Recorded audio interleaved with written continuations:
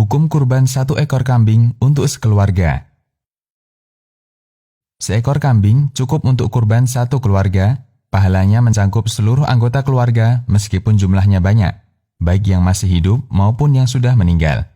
Sebagaimana ditunjukkan dalam hadis dari Abu Ayyub radhiyallahu anhu yang mengatakan, pada masa Rasulullah Shallallahu alaihi wasallam, seorang suami menyembelih seekor kambing sebagai kurban bagi dirinya dan keluarganya.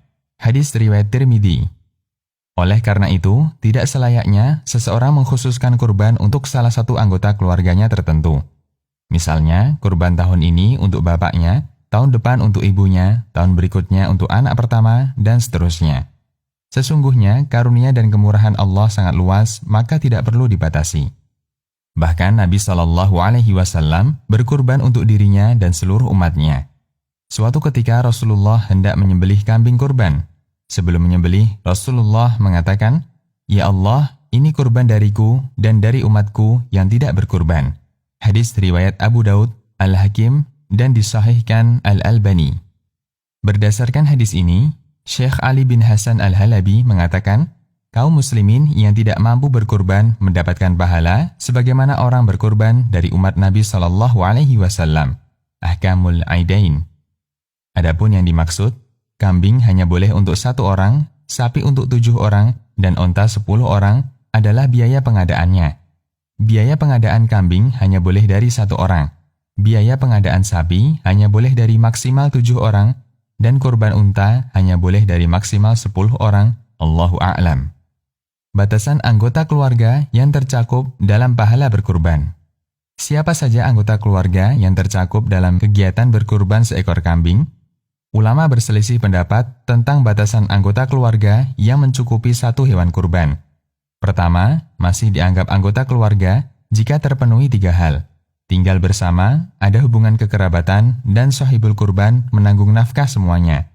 Ini adalah pendapat mazhab Maliki, sebagaimana yang ditegaskan dalam At-Taj' wa Iklil, salah satu kitab mazhab Maliki.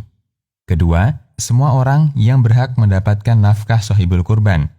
Ini adalah pendapat ulama mutaakhir atau kontemporer di mazhab Syafi'i. Ketiga, semua orang yang tinggal serumah dengan sahibul kurban, meskipun bukan kerabatnya. Ini pendapat beberapa ulama Syafi'iyah seperti Asy-Syarbini, Ar-Ramli, dan At-Tablawi.